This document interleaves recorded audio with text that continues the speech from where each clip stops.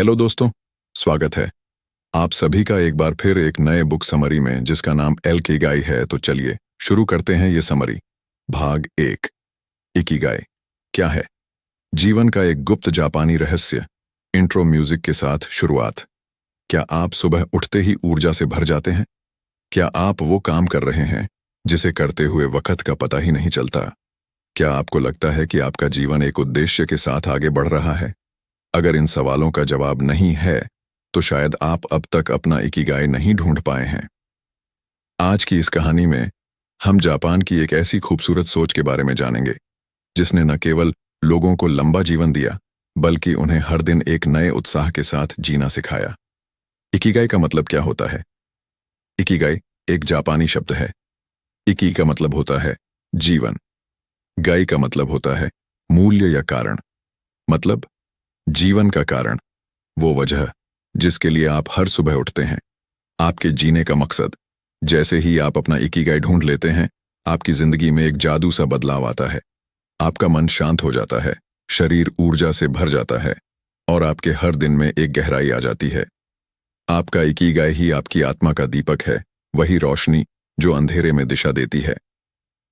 Japan का Okinawa, जहां लोग 100 साल से ज्यादा जीते हैं। अब सोचिए, अगर किसी जगह के लोग आराम से 90, 100 या 110 साल तक जीते हैं तो आपको कैसा लगेगा? ये कोई चमत्कार नहीं है। ये है ओकिनावा, जापान का एक छोटा सा द्वीप। वहां के लोग शांत, खुश और स्वास्थ्य से भरपूर रहते हैं। और जब उनसे पूछा गया कि आप इतना लंबा और खुशहाल जीवन कैसे जीते हैं, तो उनका जवाब था इकिगाई। हर सुबह वे जानते हैं कि उन्हें क्यों उठना है। फसल उगानी है, बच्चों को सिखाना है, किसी की मदद करनी है, कोई नया काम सीखना है। उन्हें अपने काम से प्यार है। वे भले ही बूढ़े हों लेकिन कभी रिटायर नहीं होते। इकिगाई 4 चीजों से बनता है। इकिगाई एक ऐसी जगह है जहां 4 चीजें मिलती हैं। 1, आपको क्या पसंद है, व्हाट यू लव। 2, आप किस चीज में अच्छे हैं, what you are good at. 3, दुनिया को क्या चाहिए, व्हाट द वर्ल्ड नीड्स। 4, आप इससे पैसे कैसे कमा सकते हैं, what you can be paid for। इन चारों के बीच का जो बीच का बिंदु है वही है आपका इकिगाई।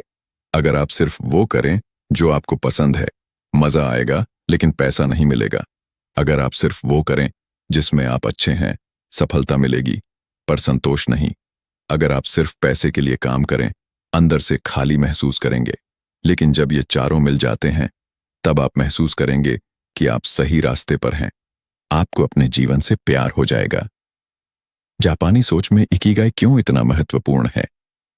जापानियों के लिए इकिगाई कोई ट्रेंड नहीं है, ये जीवन का हिस्सा है। वे इसे बच्चों को बचपन से सिखाते हैं। वे मानते हैं कि हर किसी के अंदर कोई न कोई खासियत है। उनका मानना है कि हर व्यक्ति का इस दुनिया में कोई मकसद है। जैसे ही कोई इंसान अपना इकिगाई पहचान लेता है, उसका मानसिक और शारीरिक स्वास्थ्य दोनों बेहतर होने लगते हैं। एक कहानी, मासायोशी का इकिगाई। ओकिनावा में एक बूढ़े आदमी थे, मासायोशी। उनकी उम्र थी 102 साल। जब उनसे पूछा गया, क्या आपको कभी बुढ़ापा महसूस नहीं होता? वो मुस्कुराकर बोले, हर सुबह मैं अपने बगीचे में नई सब्जियां लगाता हूं। मैं जानता हूं कि ये जरूरतमंदों को खाना देगी। बस यही मेरा इकिगाई है। जब तक मैं किसी के काम आ रहा हूं, मैं बूढ़ा नहीं हो सकता। वैज्ञानिक क्या कहते हैं? विज्ञान भी इस सोच की पुष्टि करता है। एक शोध में पाया गया कि जिन लोगों का जीवन में स्पष्ट उद्देश्य होता है, उनमें हार्ट अटैक, तनाव और डिप्रेशन का खतरा बहुत कम होता है। उनके शरीर में उम्र बढ़ने की प्रक्रिया धीमी हो जाती है। वे ज्यादा एक्टिव रहते हैं और मानसिक रूप से मजबूत होते हैं। यानी इकिगाई सिर्फ एक भावना नहीं, ये हमारे शरीर, दिमाग और आत्मा के लिए पोषण है। इस भाग का सारांश, इकिगाई का मतलब है आपके जीवन का मकसद ये 4 चीजों से बनता है: पैशन, टैलेंट, नीड और इनकम। जापान में ये लंबे, स्वस्थ और खुशहाल जीवन का राज है। जब हम अपने इकिगाई को पहचानते हैं तो हमारी जिंदगी एक नई दिशा में आगे बढ़ती है। भाग 2, ओकिनावा, जहां उम्र सिर्फ एक संख्या है। बैकग्राउंड साउंड, समंदर की लहरें, शांत हवा। जापान के दक्षिणी छोर पर बसा है एक छोटा सा द्वीप, ओकिनावा। यहाँ लोग न सिर्फ लंबी उम्र तक जीते हैं, बल्कि जीते हैं खुशी और शांति से। यह दुनिया की सबसे प्रसिद्ध ब्लू जोन्स में से एक है। ब्लू जोन्स वे जगहें होती हैं जहां लोग औसतन 90 से 100 साल से अधिक जीते हैं, और वह भी बिना बीमारियों के। यह कोई संयोग नहीं है, यह एक सोच, एक जीवन शैली और एक संस्कार का परिणाम है। 100 साल के लोग, लेकिन जवान दिल ओकिनावा के गांवों में ऐसे बुजुर्ग मिलते हैं जो 77 की उम्र में बगैर चश्मे के पढ़ते हैं। 102 साल के लोग अपने खेतों में काम करते हैं। 105 की उम्र में भी कुछ महिलाएं हर दिन नाचती हैं, और जब उनसे पूछा जाए, आप इतनी लंबी उम्र और ऊर्जा से कैसे जी रहे हैं, उनका जवाब होता है, इकिगाई।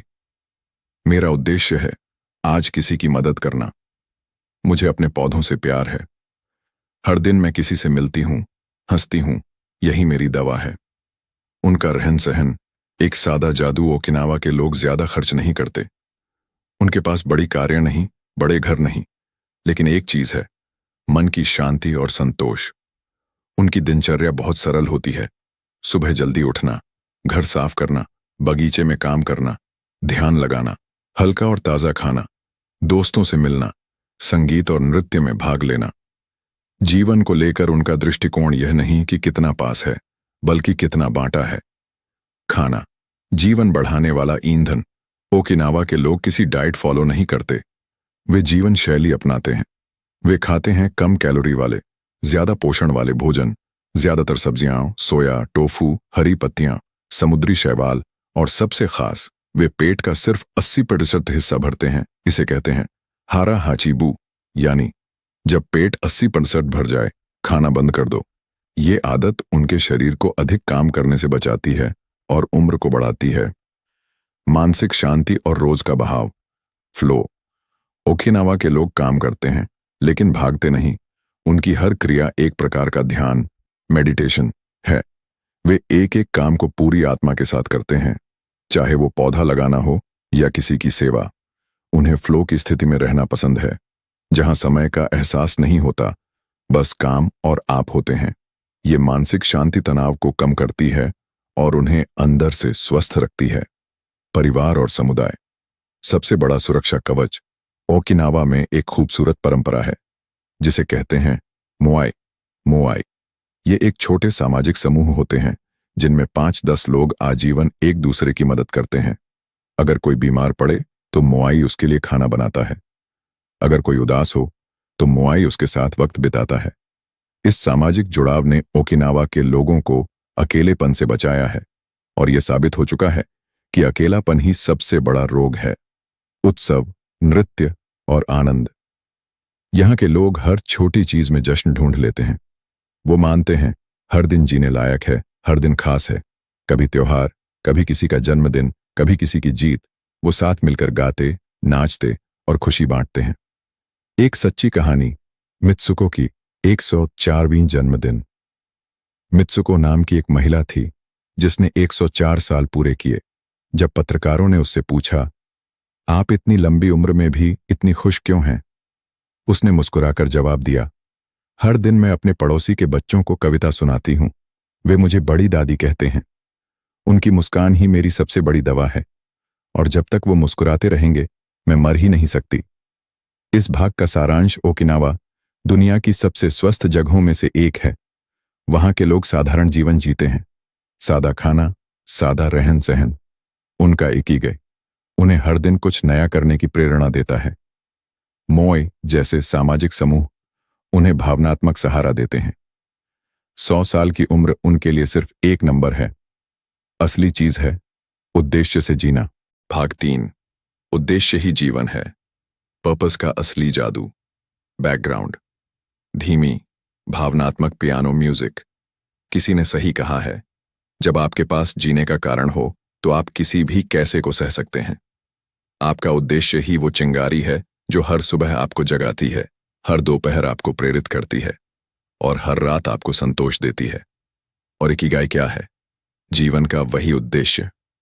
उद्देश्य के बिना जीवन कैसा होता है?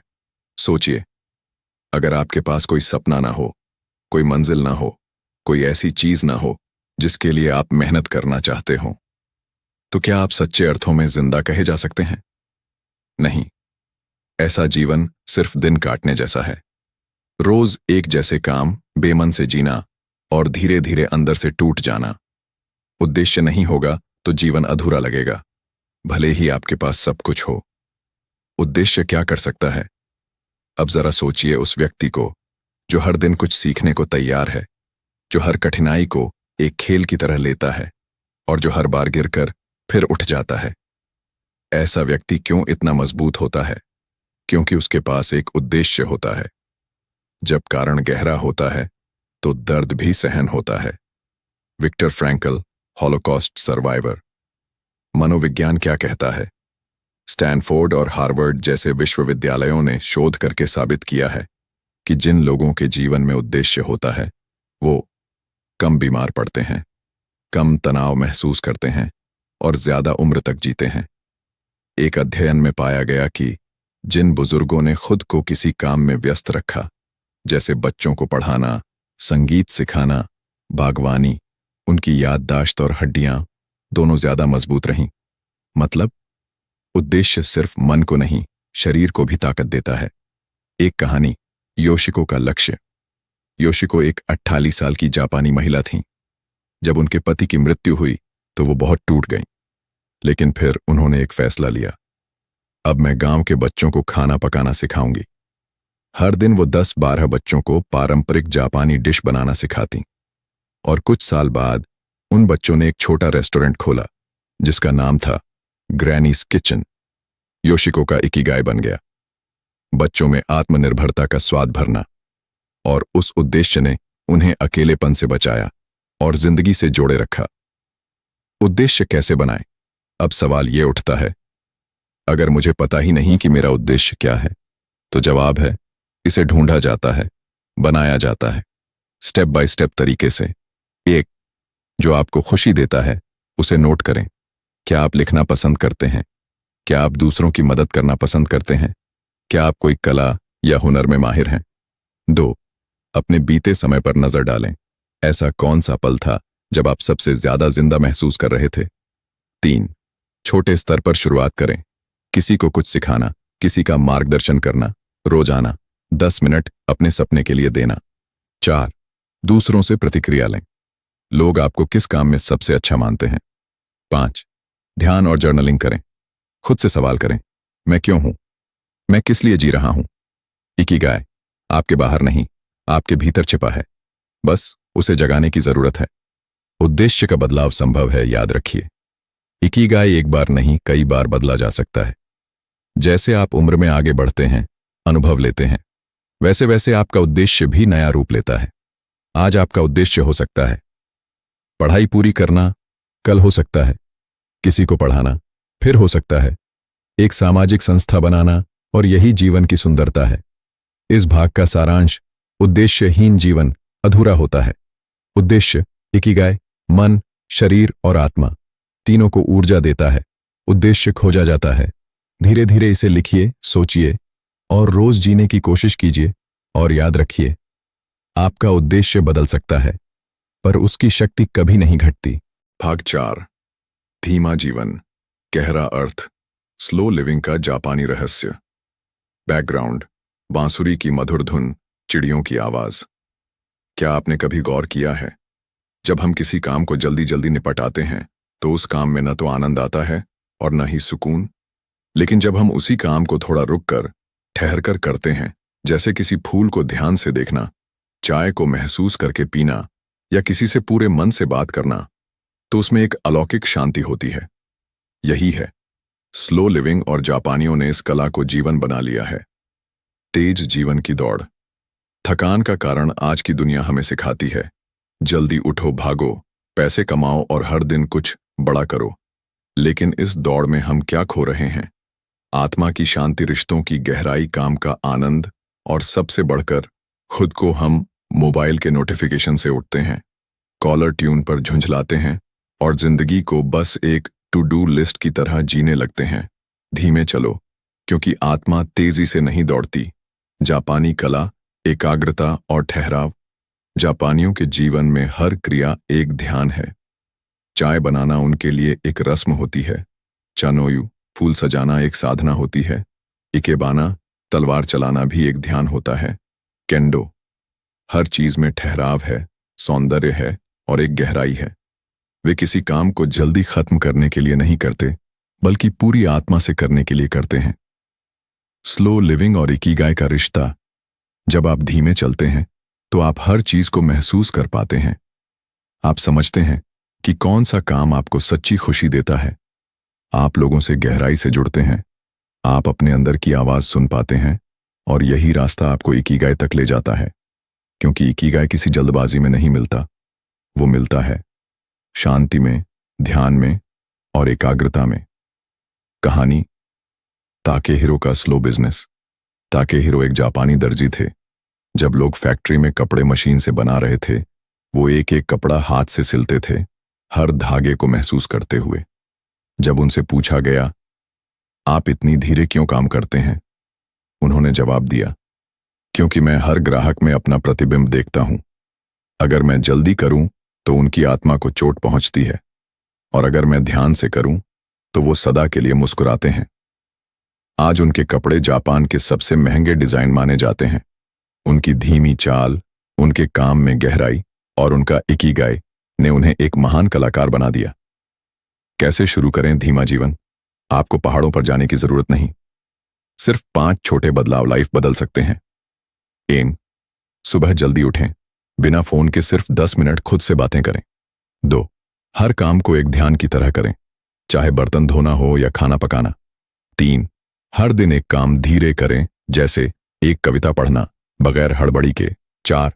सुनना सीखें, लोगों की बात को बीच में न काटें, पूरी बात सुनें। 5. खाली समय बनाएं, डूइंग नथिंग भी एक कला है। धीमा चलना मतलब पीछे रह जाना नहीं, बल्कि अपने मन और आत्मा के साथ चलना है। इस भाग का सारांश तेज जीवन तनाव देता है, धीमा जीवन शांति। जापानी कला में ध्यान और ठहराव प्रमुख हैं। स्लो लिविंग से हम अपना इकिगाई महसूस कर पाते हैं। धीमे काम में गहराई और आनंद छिपा होता है। छोटे बदलाव आपके जीवन को संतुलित और सुंदर बना सकते हैं। भाग 5, तनाव से कैसे बचें और जीवन में फ्लो लाएं।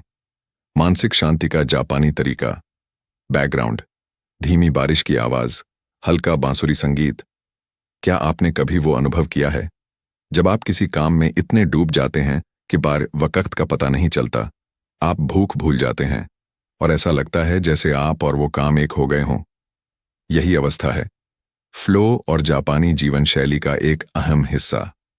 फ्लो वो अवस्था है जहां हम तनाव मुक्त होते हैं, पूरी तरह वर्तमान क्षण में होते हैं और अपनी पूरी क्षमता से किसी एक कार्य में लगे होते हैं। तनाव आज का अदृश्य शत्रु। आज हम इतने व्यस्त हैं कि हर समय हमारा दिमाग 10 जगह दौड़ता रहता है। नोटिफिकेशंस की आवाज, कंपैरिजन की आग, डेडलाइंस का डर, फ्यूचर की चिंता, ये सब मिलकर बनाते हैं तनाव, स्ट्रेस, जो शरीर को बीमार और मन को थका देता है। लेकिन ओकिनावा और जापान के अन्य हिस्सों में लोगों की मानसिक शांति बनी रहती है। क्यों? क्योंकि उन्होंने फ्लो की कला सीखी है। फ्लो क्या है? फ्लो का मतलब है पूरा ध्यान एक ही काम पर बिना किसी बाधा के, रचनात्मकता का प्रवाह, न आनंद की लालसा, न परिणाम की चिंता, सिर्फ करना और होना। जब आप फ्लो में होते हैं तो आप सबसे ज्यादा जिंदा होते हैं। मिहाई चिक्सेंटमिहाई, फ्लो के जनक। फ्लो कैसे लाएं अपने जीवन में? 1. चुनें ऐसा कार्य जो थोड़ा चुनौतीपूर्ण हो पर असंभव ना हो। जरूरत है बैलेंस की, न बहुत आसान न बहुत मुश्किल। 2. अपने सभी विघ्नों को बंद कर दें, मोबाइल, टीवी, लोगों की बातें, सब थोड़ी देर के लिए बंद। 3. तय करें एक निश्चित समय और स्थान, रोज एक वक्त ऐसा हो जब आप सिर्फ फ्लो में जाएं। 4. छोटे लक्ष्य रखें, तुरंत प्रतिक्रिया पाएं, जैसे एक पैराग्राफ लिखना, एक पेंटिंग का हिस्सा पूरा करना। 5. खुद को पूरी तरह प्रेजेंट रखें, मैं यहां हूं और सिर्फ ये कर रहा हूं। एक कहानी, होशियो और लकड़ी की नावें। होशियो नाम के एक जापानी नाव निर्माता थे। वो हर दिन छोटी छोटी नावें हाथ से बनाते थे। उनसे पूछा गया, आप थकते नहीं? इतने सालों से एक ही काम?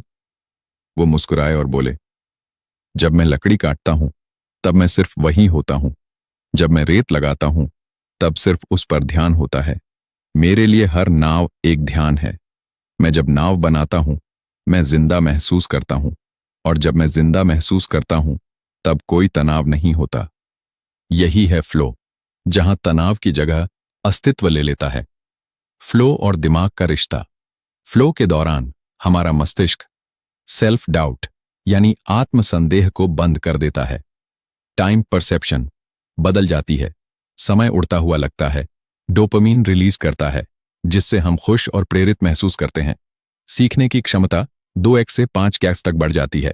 यानी जब आप फ्लो में होते हैं, तब आप न केवल खुश होते हैं, आप सबसे तेज सीखते हैं।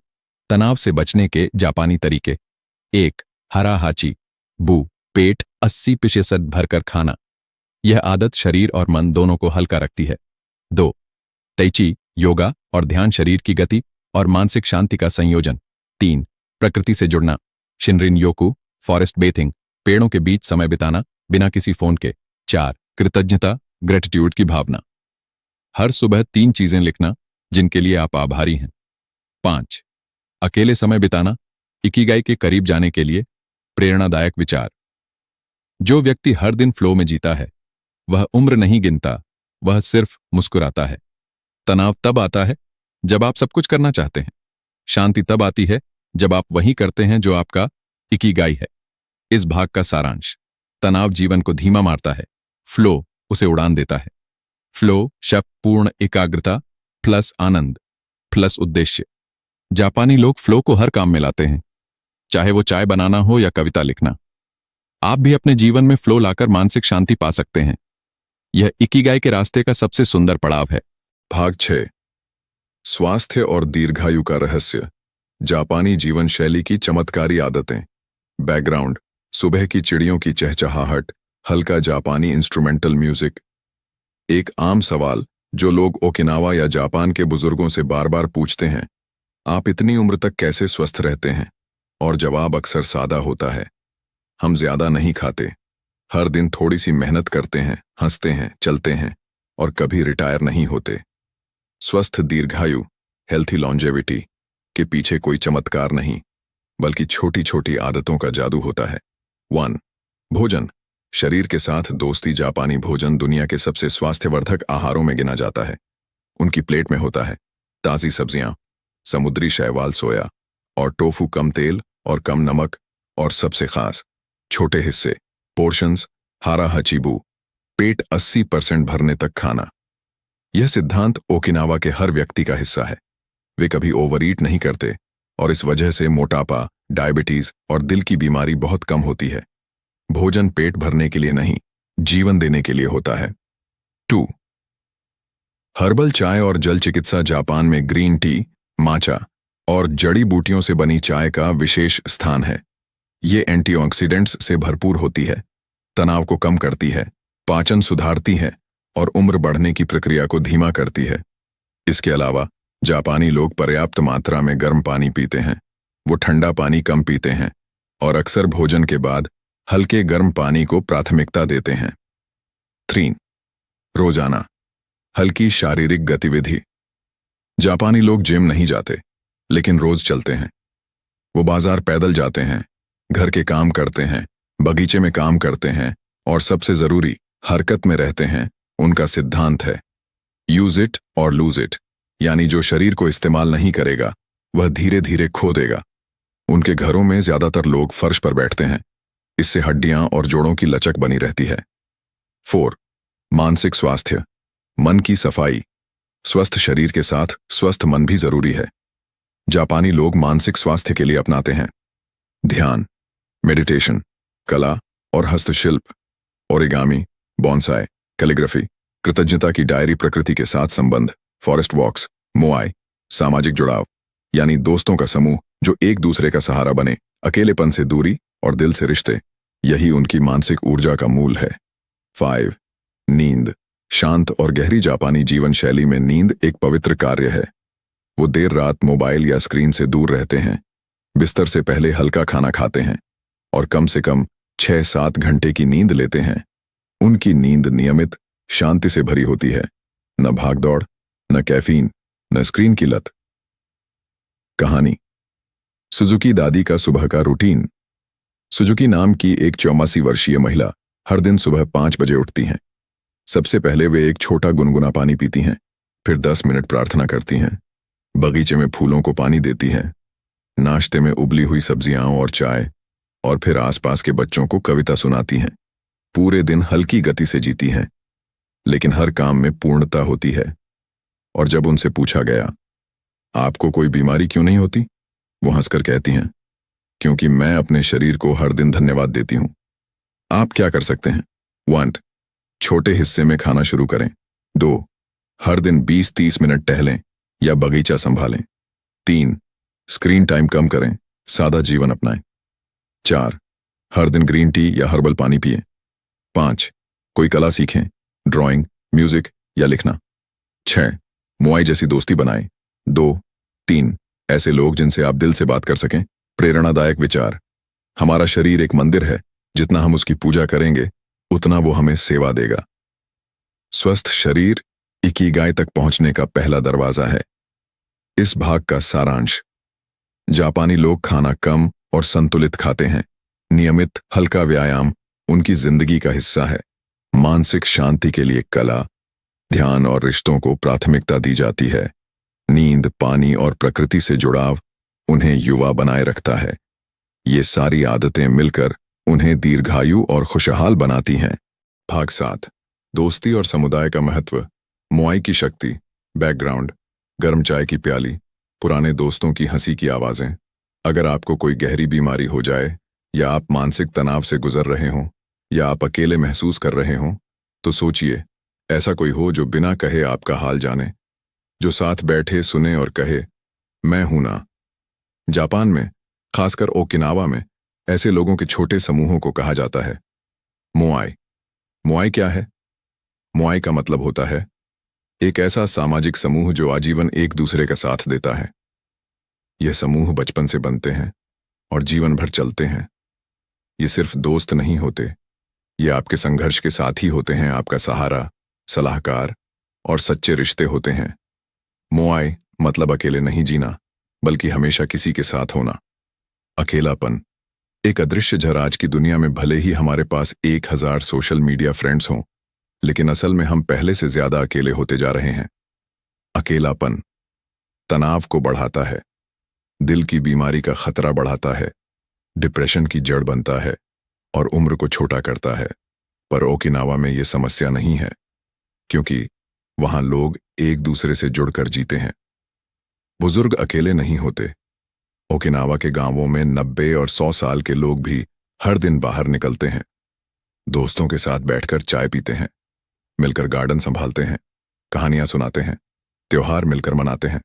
उनके लिए मुआई ही उनका सोशल इंश्योरेंस है। एक सच्ची कहानी। काजुओ और उनके 5 दोस्त। काजुओ 33 साल के हैं। उनके 5 बचपन के दोस्त हैं, सब 86+ उम्र के। हर हफ्ते वो एक दिन तय करते हैं जहां वो मिलते हैं, खाना पकाते हैं, गाते हैं और पुरानी बातें करते हैं। एक बार काजुओ ने कहा, हम में से कोई एक भी जब बीमार पड़ता है, बाकी 4 लोग उसे अस्पताल लेकर जाते हैं। हमारा साथ सिर्फ जीने के लिए नहीं है, बल्कि एक दूसरे को मरते दम तक हंसाते रहने का है। समुदाय का विज्ञान क्या कहता है? हार्वर्ड यूनिवर्सिटी की 75 साल चली एक रिसर्च में पाया गया कि लंबी और खुशहाल जिंदगी का सबसे बड़ा कारण न पैसा है, न प्रसिद्ध, बल्कि अच्छे रिश्ते हैं। जिन लोगों के गहरे रिश्ते थे, वे मानसिक रूप से शांत थे, बीमारियां कम थीं, अकेलापन और तनाव से मुक्त थे, और उन्होंने ज्यादा उम्र तक जिया। कैसे बनाए अपना मुआई? आपके पास भी हो सकता है एक छोटा, गहरा, सच्चा समूह। Step by step. 1. ऐसे 2-4 लोगों की सूची बनाइए जो सच्चे और भरोसेमंद हों, जो जरूरत में साथ रहें। 2. हर हफ्ते समय निकालिए मिलने का, चाहे ऑनलाइन, चाहे फोन, चाहे चाय पर। 3. खुलकर बात कीजिए, सिर्फ खुशियां नहीं, दुख भी बांटिए। 4. मिलकर कोई छोटा काम कीजिए, जैसे बागवानी, सेवा या रचनात्मक प्रोजेक्ट। 5. मुआई को जिम्मेदारी और भरोसे से निभाइए, क्योंकि यह रिश्ता केवल मेल मिलाप नहीं, एक दूसरे की आत्मा को सहारा देने वाला रिश्ता होता है। इकिगाई और मुआई का गहरा संबंध। इकिगाई सिर्फ आपका निजी उद्देश्य नहीं है, कई बार हमारा इकिगाई दूसरों के लिए कुछ करना भी होता है। जब आप किसी की मदद करते हैं, किसी की बात सुनते हैं, किसी को हंसाते हैं, तब आपका इकिगाई और गहरा हो जाता है। तब आप सिर्फ जिंदा नहीं रहते, बल्कि मायने से भरपूर जीते हैं। प्रेरणादायक विचार। मोआई सिर्फ साथ रहने का नाम नहीं, बल्कि जीवन को अर्थ देने का सबसे सुंदर तरीका है। सच्ची दोस्ती उम्र नहीं देखती, वो सिर्फ आत्मा को देखती है। इस भाग का सारांश जापान में मोआई सामाजिक सुरक्षा और भावनात्मक सहारा है। अकेलापन मानसिक और शारीरिक बीमारी की जड़ है। सच्चे रिश्ते ही लंबी और खुशहाल जिंदगी का आधार हैं। इकिगाई को गहराई देने के लिए सामूहिक जीवन जरूरी है। आप भी मोआई जैसी सोच से जीवन बदल सकते हैं। भाग 8। परिवर्तन को अपनाओ, सरल जीवन जियो। जापानी मिनिमलिज्म और अनिटिया का रहस्य। बैकग्राउंड, हल्की हवा की आवाज, पेड़ की पत्तियां सरसराती हुई। आपने अक्सर सुना होगा, सादा जीवन, उच्च विचार। पर क्या आपने कभी सोचा कि सादगी और परिवर्तन को अपनाने में ही असली शांति क्यों छुपी है? जापानी संस्कृति में 2 महान जीवन दर्शन हैं। 1. वाबी साबी, सुंदरता को अपूर्णता में ढूंढना। 2. मोनो नो अवेयर, हर चीज की नश्वरता को समझना और सराहना। वाबी साबी, अपूर्णता में सुंदरता। जापानी लोग चीजों को परिपूर्ण बनाने की दौड़ में नहीं भागते। वे मानते हैं, हर खरोंच, हर टूटी चीज, हर पुरानी चीज, उसका भी एक सौंदर्य है, एक कहानी है। एक टूटी मिट्टी की प्याली जिसे सोने से जोड़ा गया है। जापान में इसे कहते हैं किंटसुगी, यानी टूटी चीज को जोड़ो और उसे और सुंदर बना दो।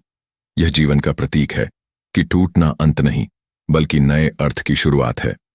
मोनो नो अवेयर, परिवर्तन की स्वीकृति। हर चीज बदलती है, हर ऋतु जाती है, हर फूल मुरझाता है।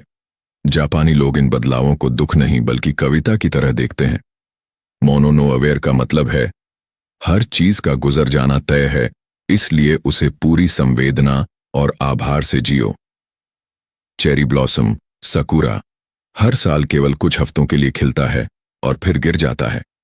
लेकिन उसी में जापानियों को जिंदगी का सबसे बड़ा सबक मिलता है, मिनिमलिज्म। जितना कम उतना शांत। जापानी लोग बहुत कम चीजों में जीते हैं। उनके घर बड़े नहीं, पर शांत होते हैं। उनके कपड़े ज्यादा नहीं, पर अर्थपूर्ण होते हैं। उनका समय व्यस्त नहीं, बल्कि ध्यान युक्त होता है, क्योंकि कम चीजें कम तनाव लाती हैं। वे मानते हैं, जो चीजें तुम नहीं इस्तेमाल करते, वो धीरे धीरे तुम्हें इस्तेमाल करने लगती हैं। एक सच्ची कहानी, मियोरी और उसका कमरा। मियोरी एक 80 साल की महिला थी जो एक छोटे से गांव में रहती थी। उसके पास सिर्फ 3 जोड़ी कपड़े थे, एक छोटी मेज, एक चाय सेट और एक जापानी वाद्य यंत्र। शामिसेन पर जब कोई उसके घर आता, वो कहते, तुम्हारे घर में शांति है, जैसे मंदिर हो। मियोरी कहती, मैंने उन चीजों को रखा है जो मेरी आत्मा को छूती हैं। बाकी सब चीजें सिर्फ शोर हैं। बदलाव से डर नहीं, गले लगाओ। अक्सर हम बदलाव से डरते हैं। नई नौकरी, पुराने रिश्ते का अंत, किसी की मौत, उम्र का बढ़ना।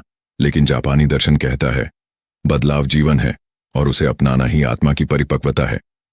हर चीज का समय है, और जब वो चला जाए तो उसका शोक नहीं, आभार मनाओ कि वो था। आप क्या कर सकते हैं? 1. हर दिन एक फालतू चीज हटा दें, कपड़े, एप्स, गैर जरूरी सामान। 2. जो चीजें टूट गई हैं उन्हें फेंकने से पहले जोड़ने की कोशिश करें, जैसे रिश्ते या यादें। 3. हर दिन 5 मिनट उस चीज के लिए शुक्रिया कहें जो आज है, कल नहीं रहेगी, जैसे मौसम, फूल, आवाजें। 4. समय को जरूरत से ज्यादा न भरो, दिन का कुछ हिस्सा खाली रखें ताकि मन भर सके। प्रेरणादायक विचार, कम में ही गहराई है और गहराई में ही आत्मा है। बदलाव को रोकना नहीं, उसे समझना और अपनाना सीखो। टूटी चीजें भी सुंदर हो सकती हैं अगर हम उन्हें प्यार से जोड़ें। इस भाग का सारांश। वाबी साबी हमें सिखाता है कि अपूर्णता में भी सौंदर्य है। मोनो नो अवेयर सिखाता है कि परिवर्तन को गले लगाना ही शांति है। जापानी मिनिमलिज्म तनाव घटाता है और मन को मुक्त करता है। कम चीजों में ज्यादा जीने की कला जापानियों की सबसे बड़ी ताकत है। इन जीवन दर्शनों से हम भी अपनी जिंदगी को सरल और गहरा बना सकते हैं। भाग 9। काम को पूजा बनाना, जापानी कार्य संस्कृति और समर्पण का रहस्य। बैकग्राउंड, धीमी टाइपिंग की आवाज, शांति से काम करते लोगों की कल्पना। हम में से ज्यादातर लोग काम को बोझ मानते हैं। सुबह की जल्दीबाजी, बॉस की डांट, थकान और बोरियत। लेकिन जापान में काम सिर्फ पैसे कमाने का जरिया नहीं, बल्कि आत्मा को प्रकट करने का माध्यम माना जाता है। हर छोटा काम, चाहे वो जूते पॉलिश करना हो या स्टेशन पर सफाई करना, वो पूरे सम्मान और पूर्णता से किया जाता है। काम में इकिगाई कैसे जुड़ता है? जापानी दर्शन मानता है, काम वो है जो तुम्हें सुबह उठने की वजह देता है, और यही इकिगाई है। अगर आपका काम आपके दिल को खुशी देता है, दूसरों को फायदा पहुंचाता है, आपकी क्षमताओं का उपयोग करता है और दुनिया में कुछ मूल्य जोड़ता है, तो वही आपका इकिगाई बन सकता है। जापानी कार्यशैली की खास बातें। 1. पूर्णता की भावना, कोदावारी। इसका अर्थ है छोटे से छोटे काम में भी उत्कृष्टता की खोज। उदाहरण, एक जापानी रैमेन बनाने वाला रसोइया 10 साल तक सिर्फ नूडल्स बनाना सीखता है, फिर सूप, फिर प्रस्तुति। 2. समूह की भावना, काइजेन। हर दिन थोड़ा थोड़ा सुधार। हर कर्मचारी को सिखाया जाता है कि आज का काम कल से बेहतर कैसे हो सकता है। 3. काम में ध्यान, इचिगियो जम्माई। एक समय में एक काम, पूरे मन से, चाहे सफाई हो, दस्तावेज बनाना हो या ग्राहक से बात करना, हर काम ध्यान की तरह होता है। सच्ची कहानी, शोकीची और उसकी झाड़ू। शोकीची एक ट्रेन स्टेशन क्लीनर था, उम्र 76 साल। वो हर सुबह 5 बजे स्टेशन पहुंचता था और हर कोने को चमकाता था। जब एक यात्री ने उससे पूछा, आप इतने प्यार से सफाई क्यों करते हैं? उसने जवाब दिया, जब कोई यात्री साफ प्लेटफॉर्म पर कदम रखे तो उसे लगे कि उसका दिन अच्छा जाएगा। मैं चाहता हूं कि मेरा झाड़ू किसी के जीवन की शुरुआत अच्छी करे। यही मेरा इकिगाई है। मानसिक शांति काम से कैसे जुड़ती है? जब आप कोई भी कार्य पूरे समर्पण और ध्यान से करते हैं, आपका मन फ्लो में आता है, चिंता और उलझनें घटती हैं, आत्मसम्मान बढ़ता है और आप हर दिन पूरा महसूस करते हैं। ऐसा व्यक्ति कभी बर्नआउट का शिकार नहीं होता, क्योंकि वह काम नहीं कर रहा, वह आत्मा से सेवा कर रहा होता है। अगर आपका काम पसंद नहीं है तो क्या? सवाल आता है, अगर मुझे मेरा काम पसंद नहीं है तो क्या मैं इकिगाई पा सकता हूं? उत्तर है हाँ, बिल्कुल। लेकिन कैसे? 1. काम के भीतर उद्देश्य ढूंढिए। भले ही आप सेल्समैन हों, लेकिन आप किसी की जरूरत पूरी कर रहे हैं। भले ही आप सफाई कर्मी हों, लेकिन आप सुंदरता और स्वास्थ्य दे रहे हैं। 2. काम के बाहर कोई ऐसा कार्य करें जो आपको सच्चा आनंद दे, जैसे पेंटिंग, लेखन, बच्चों को पढ़ाना। 3. छोटे छोटे सुधार से काम को अपनी पसंद में बदलें। नई सीख, नई जिम्मेदारी, नया तरीका। 4. नौकरी और इकिगाई एक ही चीज नहीं होती, लेकिन कभी मिल सकते हैं। प्रेरणादायक विचार, हर छोटा काम अगर आत्मा से किया जाए तो वह प्रार्थना बन जाता है। अपने काम से प्यार करो और वह तुम्हारा इकिगाई बन जाएगा। जिस काम में उद्देश्य होता है वो कभी थकाता नहीं, वो शक्ति देता है। इस भाग का सारांश, जापानी लोग हर काम को ध्यान और सम्मान से करते हैं। काम को इकिगाई से जोड़ने का तरीका है उत्कृष्टता, सेवा और सुधार। पसंद का काम न मिले तो भी उसमें उद्देश्य खोजा जा सकता है। काम में मानसिक शांति और आत्मा की पूर्णता छुपी होती है। हर छोटा कार्य एक बड़ी साधना बन सकता है। भाग 10। रोज की आदतें जो इकिगाई को मजबूत बनाती हैं। छोटी दिनचर्या, बड़ा असर। बैकग्राउंड, सुबह की हल्की धूप, पंछियों की चहचहाहट। कई लोग सोचते हैं कि इकिगाई पाने के लिए हमें कुछ बड़ा करना पड़ेगा, जैसे नौकरी छोड़ना, पहाड़ों में जाना, ध्यान में बैठ जाना। लेकिन जापानी संस्कृति सिखाती है इकिगाई हर दिन की छोटी आदतों में छिपा होता है। हर सुबह, हर दोपहर, हर शाम उनके छोटे छोटे रिचुअल्स उन्हें स्थिर, संतुलित और प्रेरित रखते हैं। 1. सक्रिय सुबह, इकिगाई की नींव। जापानी लोग सुबह जल्दी उठते हैं, लेकिन जागने के साथ ही फोन नहीं देखते।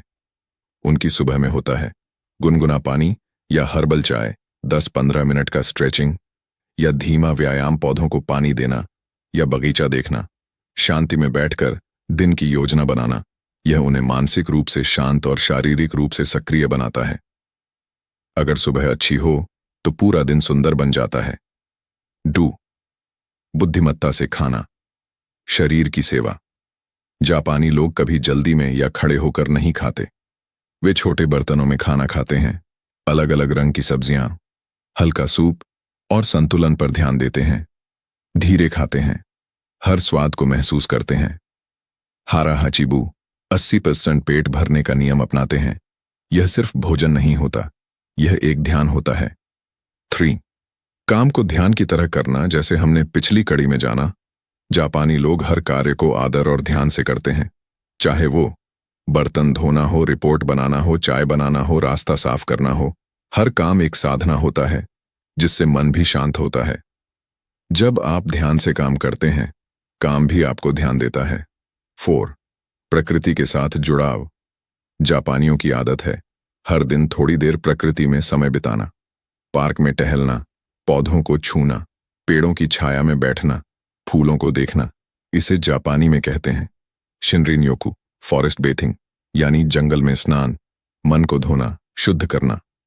5. धन्यवाद और कृतज्ञता।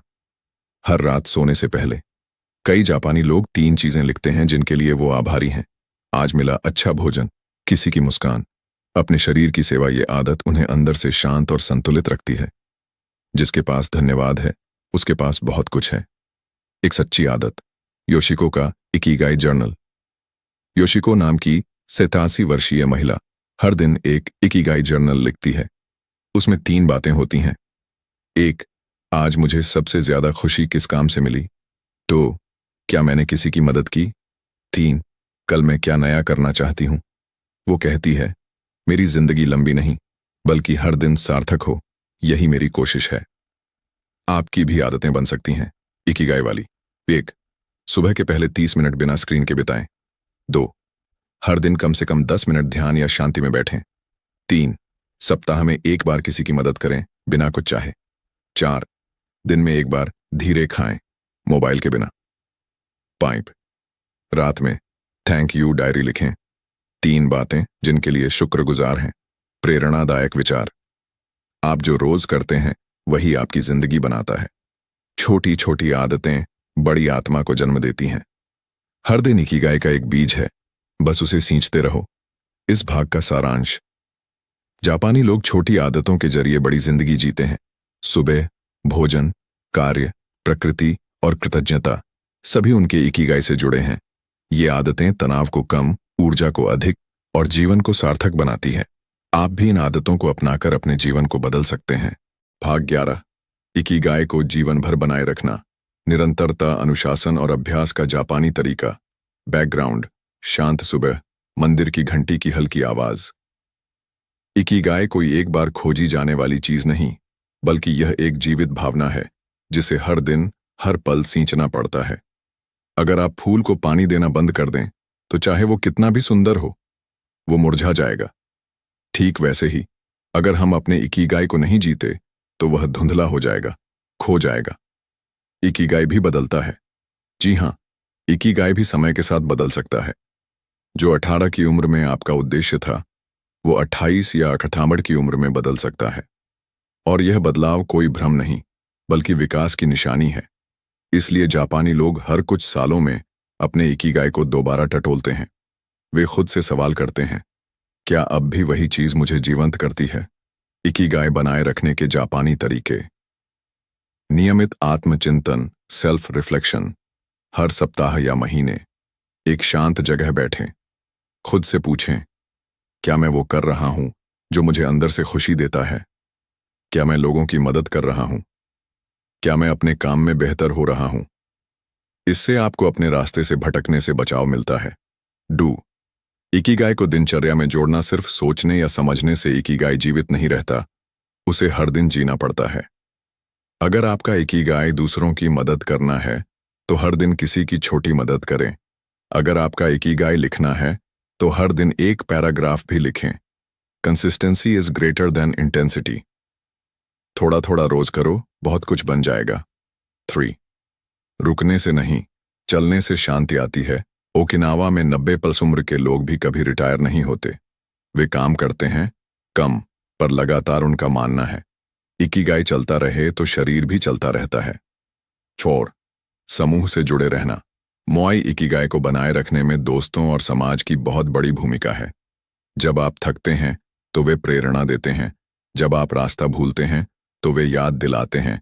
इसलिए जापानी लोग अपने मोआई से हमेशा जुड़े रहते हैं, क्योंकि साथ ही संबल है।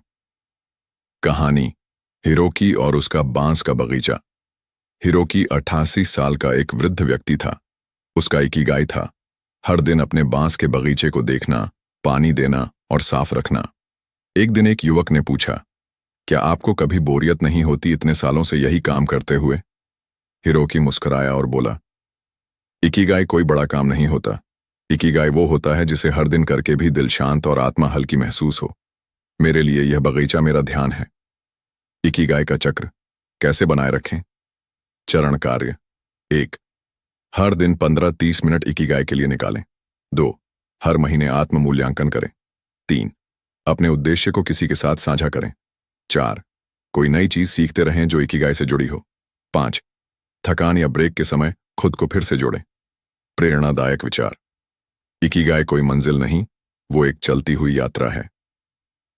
अगर हर दिन थोड़ा थोड़ा जिया जाए तो पूरी जिंदगी सुंदर बन जाती है। इकिगाई वो है जो उम्र नहीं, उत्साह से चलता है।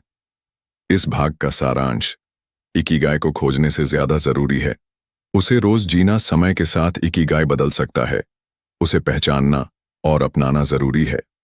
जापानी लोग आत्मचिंतन, अनुशासन, सामाजिक जुड़ाव और निरंतरता से इकिगाई को जीवित रखते हैं। आपकी भी छोटी छोटी आदतें आपके इकिगाई को सशक्त बना सकती हैं। भाग 12, इकिगाई और लंबी उम्र। वैज्ञानिक शोध और रहस्य। बैकग्राउंड, धीमा मेडिटेटिव म्यूजिक, रिसर्च लैब की हल्की बीपिंग साउंड। आपने अब तक जाना कि इकिगाई से जीवन को कैसे अर्थ मिलता है, लेकिन अब सवाल आता है, क्या इकिगाई सच में इंसान की उम्र बढ़ा सकता है?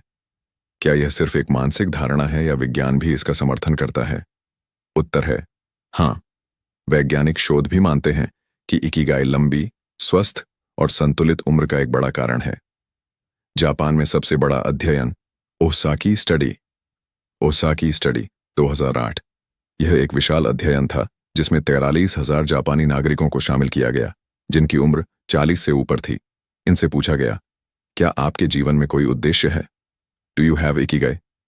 परिणाम, जिन लोगों ने हाँ कहा उनकी मृत्यु दर 13% कम पाई गई।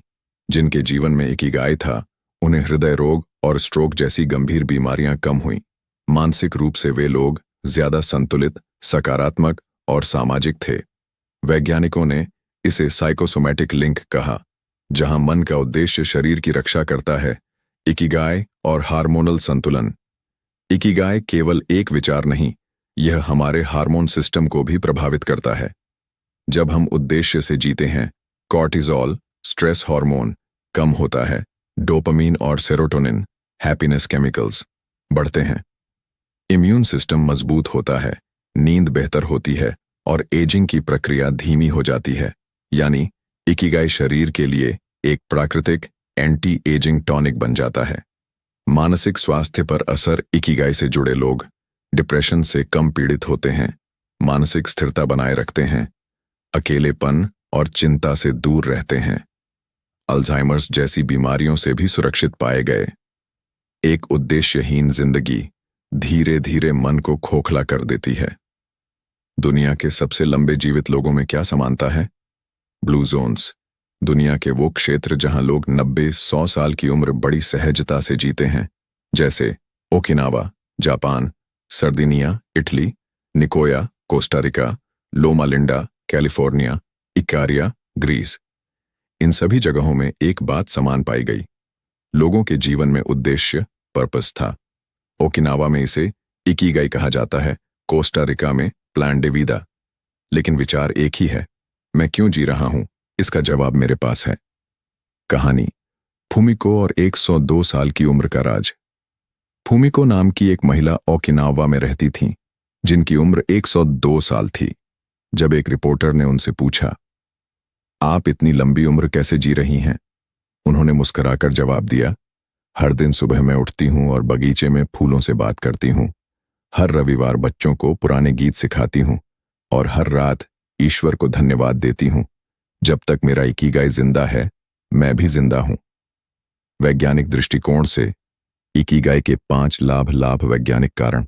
1. लंबी उम्र, तनाव कम, हार्ट हेल्थ बेहतर। 2. रोगों से सुरक्षा, इम्यून सिस्टम मजबूत। 3. मानसिक शांति, डोपामीन संतुलन, कम डिप्रेशन। 4.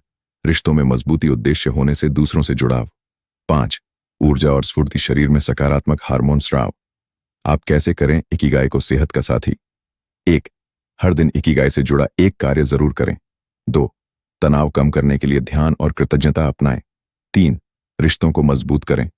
अकेलापन इकिगाई को कमजोर करता है। 4. सेवा और योगदान को जीवन में स्थान दें। 5. जिन चीजों से मन जुड़ता है उनके साथ समय बिताएं। प्रेरणादायक विचार। इकिगाई सिर्फ दिल को शांत नहीं करता, बल्कि शरीर को भी स्वस्थ बनाता है। जिसे जीने की वजह मिल जाती है, उसे मौत भी जल्दी नहीं आती। लंबी उम्र कोई संयोग नहीं, वो एक रोज की आदत होती है। इस भाग का सारांश वैज्ञानिक शोध साबित करते हैं कि इकिगाई स्वास्थ्य और दीर्घायु से जुड़ा है। यह हार्मोन, दिमाग, दिल और शरीर सभी को सकारात्मक रूप से प्रभावित करता है। ब्लू जोन्स में लोगों की लंबी उम्र का कारण भी इकिगाई जैसा जीवन दर्शन है। उद्देश्य से भरा जीवन न सिर्फ जीने लायक होता है, बल्कि जीने योग्य भी बनता है। भाग 13, बच्चों और युवाओं के लिए इकिगाई, जीवन का मकसद जल्दी समझें। बैकग्राउंड, स्कूल की घंटी, बच्चों की खिलखिलाहट, शांत और प्रेरणादायक संगीत। आज की दुनिया में जहां युवा तनाव से जूझ रहे हैं, करियर को लेकर उलझन में हैं, तुलना, प्रतिस्पर्धा और सोशल मीडिया के दबाव में घुट रहे हैं, वहीं जापान में कई बच्चे और युवा पहले से ही जानते हैं, मैं क्यों जी रहा हूं, मेरे जीवन का मतलब क्या है। इसका कारण है इकिगाई को बचपन से ही सिखाना और जीना सिखाना। बचपन से इकिगाई क्यों सिखाना चाहिए? अगर कोई किशोर अपने जीवन का उद्देश्य जान ले, तो वह केवल परीक्षा की तैयारी नहीं करता, वह जिंदगी की तैयारी करता है। इकिगाई बच्चों को आत्मविश्वास देता है, मानसिक स्थिरता देता है, करियर के दबाव में उलझने से बचाता है, एक सच्ची पहचान देता है। जापानी स्कूलों में इकिगाई कैसे सिखाया जाता है? 1. मॉरल एजुकेशन, डुटोकू, जहां बच्चों को सिखाया जाता है, तुम किस काम में अच्छे हो, तुम किस चीज से दूसरों की मदद कर सकते हो। 2. क्लब एक्टिविटीज, खेल, संगीत, कला, हर क्षेत्र में बच्चे खुद को आजमाते हैं और खुद से जुड़ने का मौका पाते हैं। 3. क्लीनिंग द क्लासरूम, बच्चे खुद स्कूल की सफाई करते हैं, जिससे उनमें सेवा, जिम्मेदारी और सम्मान आता है। इन्हीं आदतों से इकिगाई का बीज बचपन में ही बो दिया जाता है। कहानी, हारुका और उसका सपना। हारुका 13 साल की एक जापानी छात्रा थी। उसका इकिगाई था बिल्ली के लिए घर बनाना।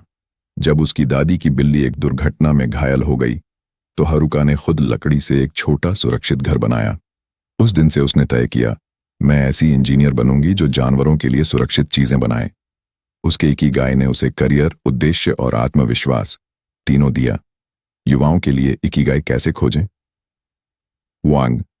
4 सवाल खुद से पूछें। सवाल उदाहरण, मैं किस चीज में अच्छा हूं? पेंटिंग, कहानी, गणित। मुझे क्या करना पसंद है? गाना, मदद करना, खेलना। लोग मुझसे क्या उम्मीद करते हैं? सलाह, साथ, समर्थन। दुनिया को मुझसे क्या फायदा हो सकता है? मैं सिखा सकता हूं, हंसा सकता हूं। इन चारों के बीच का संगम ही इकिगाई है। 2. सोशल मीडिया से तुलना बंद करें। तुलना इकिगाई की सबसे बड़ी दुश्मन है। हर किसी की जिंदगी की गति और दिशा अलग होती है। आपको दूसरों जैसा नहीं बनना, आपको अपने जैसा बनना है। 3. छोटे प्रयोग करें, ट्रायल एंड एरर। इकिगाई यूं ही नहीं आता, उसे खोजना पड़ता है। कुछ नया सीखो, कहीं वॉलंटियर बनो, किसी को पढ़ाओ, संगीत या कहानी में हाथ आजमाओ। हर अनुभव आपको खुद के और करीब ले जाएगा। अभिभावक और शिक्षक क्या करें? बच्चों को सिर्फ मार्क्स की नहीं, अर्थ की तलाश सिखाएं, तुलना न करें, प्रेरणा दें, उनके शौक और रुचियों को गंभीरता से लें, उन्हें खुद निर्णय लेने की आजादी दें। समय समय पर उनसे पूछें, तुम्हें सबसे अच्छा कब महसूस होता है? प्रेरणादायक विचार। अगर कोई युवा अपने क्यों को जान जाए तो वह हर कैसे को पार कर सकता है। इकिगाई कोई डिग्री नहीं, बल्कि दिल से जुड़े उद्देश्य का नाम है। सही उम्र इकिगाई खोजने की आज है। इस भाग का सारांश। बच्चों और युवाओं को इकिगाई जल्दी समझाने से वे स्थिर और उद्देश्यपूर्ण जीवन जी पाते हैं। जापान में स्कूल से ही यह विचार सिखाया जाता है। 4 प्रश्नों के माध्यम से इकिगाई खोजा जा सकता है। तुलना, दबाव और अंधी दौड़ से दूर रहकर खुद की पहचान बनाना जरूरी है। माता पिता और शिक्षक मिलकर इस दिशा में बड़ा बदलाव ला सकते हैं। भाग 14। इकिगाई और रिटायरमेंट। जब काम छूटे तब भी जीवन में अर्थ कैसे बना रहे। बैकग्राउंड, धीमी हवाओं की आवाज, बागीचे में चल रहे एक बुजुर्ग की छवि। जब कोई इंसान 60 या 65 की उम्र में रिटायर होता है तब एक बड़ा सवाल सामने आता है, अब मैं किस लिए जी रहा हूं। ऑफिस नहीं, रोज का काम नहीं, पदवी और पहचान नहीं, कोई जवाबदेही नहीं। और यही वो मोड़ होता है जहां बहुत से लोग डिप्रेशन, अकेलापन या निराशा में चले जाते हैं। लेकिन जापानी संस्कृति कहती है, काम खत्म हो सकता है लेकिन उद्देश्य कभी खत्म नहीं होता। ओकिनावा में रिटायरमेंट का कोई शब्द नहीं। जी हां, जापानी भाषा में रिटायरमेंट के लिए कोई पारंपरिक शब्द ही नहीं है। वहां लोग 80 या 90 साल की उम्र में भी गार्डनिंग करते हैं, बच्चों को सिखाते हैं, बांस की टोकरियां बनाते हैं, लोक संगीत सिखाते हैं, समाज सेवा करते हैं। काम नहीं, इकिगाई से जुड़ी क्रिया चलती रहती है। कहानी, मासाओ और उसका चाय घर। मासाओ 72 साल का एक व्यक्ति था। बचपन से सरकारी कर्मचारी था। 60 की उम्र में रिटायर हुआ और कुछ सालों तक खालीपन से जूझता रहा। फिर उसने सोचा, मैंने हमेशा दूसरों को चाय बनाकर पिलाना पसंद किया है, तो क्यों ना एक छोटा सा सार्वजनिक चाय घर खोलूं। उसने एक कोने में 4 कुर्सियां और एक केतली के साथ हर सुबह लोगों को चाय परोसना शुरू किया। अब वो कहता है, मेरा इकिगाई है सुबह सुबह लोगों के चेहरे पर मुस्कान लाना। काम नहीं रहा, लेकिन उद्देश्य फिर से मिल गया। रिटायरमेंट के बाद इकिगाई कैसे खोजें। 1. अपने जीवन के पिछले 40 सालों को देखें। कौन सा काम करते समय आप सबसे ज्यादा जीवंत महसूस करते थे? क्या वह सिखाना था? कोई कला थी? सामाजिक सेवा थी? उसी से नया इकिगाई जन्म ले सकता है। 2. समाज के लिए योगदान। जापान में बुजुर्ग लोग स्कूलों में बच्चों को जीवन के अनुभव सिखाते हैं, बागवानी क्लब चलाते हैं, अस्पतालों में वॉलंटियर बनते हैं। सेवा में सबसे गहरा इकिगाई छिपा है।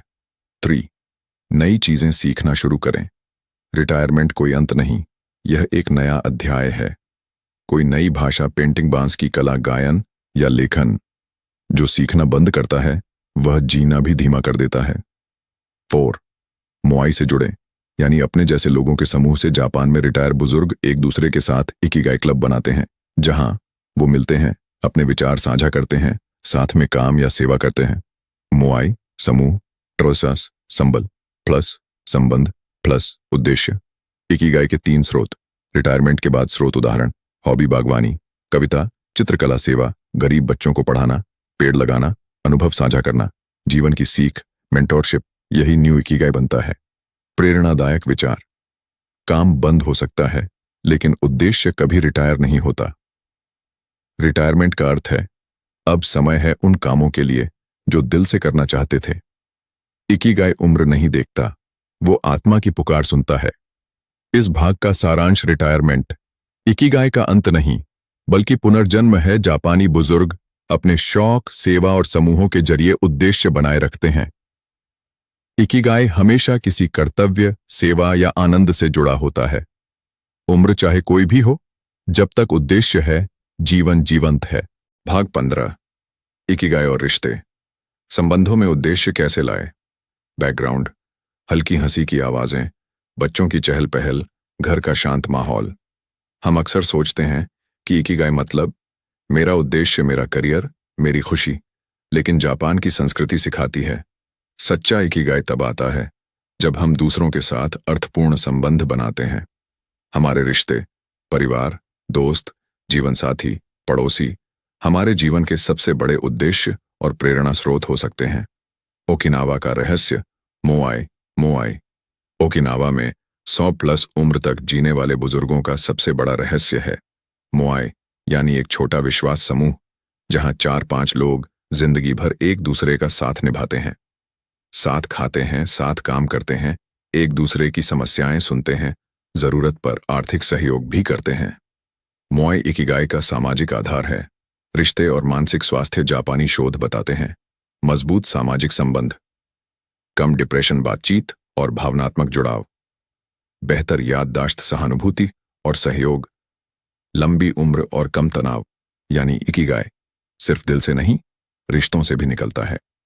सच्ची कहानी, केंजी और उसकी रोज की मुलाकातें। केंजी नाम का 84 वर्षीय बुजुर्ग हर सुबह अपने 3 पुराने दोस्तों के साथ एक ही पार्क में बैठता था।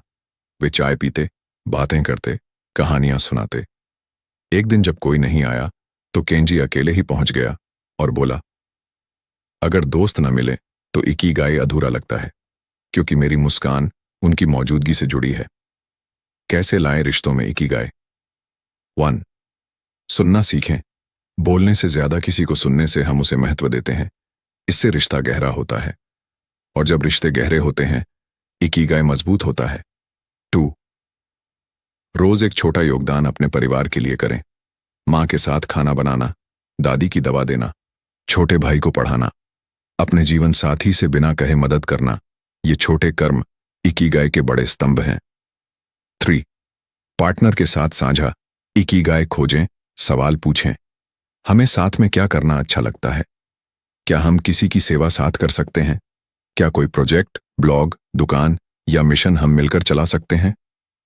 इकिगाई जब साझा हो तो प्यार गहराता है। 4. पुराने दोस्तों से जुड़ाव बनाए रखें। जैसे ओकिनावा में लोग मुआई के जरिए जुड़ते हैं, वैसे ही हम भी हफ्ते में एक बार फोन कॉल, चाय पर मिलना, साथ कोई काम करना, इन रिश्तों से उद्देश्य की ऊर्जा मिलती है। प्रेरणादायक विचार। इकिगाई तब सबसे सुंदर होता है जब उसमें हम शामिल होते हैं। रिश्ते वो धागे हैं जो जीवन के उद्देश्य को मजबूती से बांधते हैं। प्यार और सेवा, ये इकिगाई के 2 सबसे मजबूत आधार हैं। इस भाग का सारांश, इकिगाई अकेले की चीज नहीं, यह रिश्तों में भी पनपता है। मुआई जैसे समूह जीवन में स्थिरता और उद्देश्य लाते हैं। सुनना, साथ निभाना, योगदान देना, ये संबंधों में इकिगाई लाते हैं। परिवार, दोस्त और जीवन साथी सभी हमारे उद्देश्य को गहराई देते हैं। भाग 16, इकिगाई और अकेलापन। जब सब दूर हो जाए तब भी उद्देश्य कैसे बचा रहे? बैकग्राउंड, धीमी सर्द हवा, एक खिड़की से बाहर देखते व्यक्ति की कल्पना। आज की दुनिया में लाखों लोग, भीड़ में भी अकेले हैं। घर में परिवार के होते हुए भी मन खाली है। सोशल मीडिया पर हजारों दोस्त हैं, लेकिन दिल की बात कहने वाला कोई नहीं। जिंदगी में काम है, पैसा है, लेकिन अर्थ नहीं है।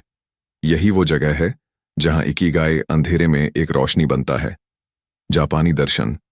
अकेलापन से निकलने का रास्ता जापान में एक सिद्धांत है, साबी। अकेलेपन की सुंदरता, यानी अकेले रहना एक दर्द नहीं, बल्कि आत्मा से जुड़ने का मौका हो सकता है। जब कोई बाहर नहीं सुनता, तब अंदर की आवाज ज्यादा साफ सुनाई देती है। अकेले समय में इकिगाई कैसे खोजा जाए? 1. अपने भीतर के प्रश्नों को सुनना शुरू करें। मैं क्या हूं? मुझे क्या करना सुकून देता है? अगर कोई ना हो तो मैं क्या करना चुनूंगा? जवाब धीरे धीरे मिलने लगते हैं, और वो इकिगाई के बीज होते हैं।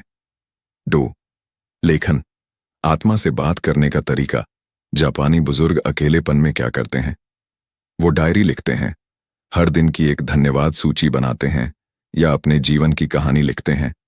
कागज आपका सबसे शांत साथी होता है। 3. प्रकृति के साथ संवाद। जब इंसान से जुड़ाव ना हो, तब पेड़, हवा, चिड़ियाओं भी दोस्त बन सकते हैं।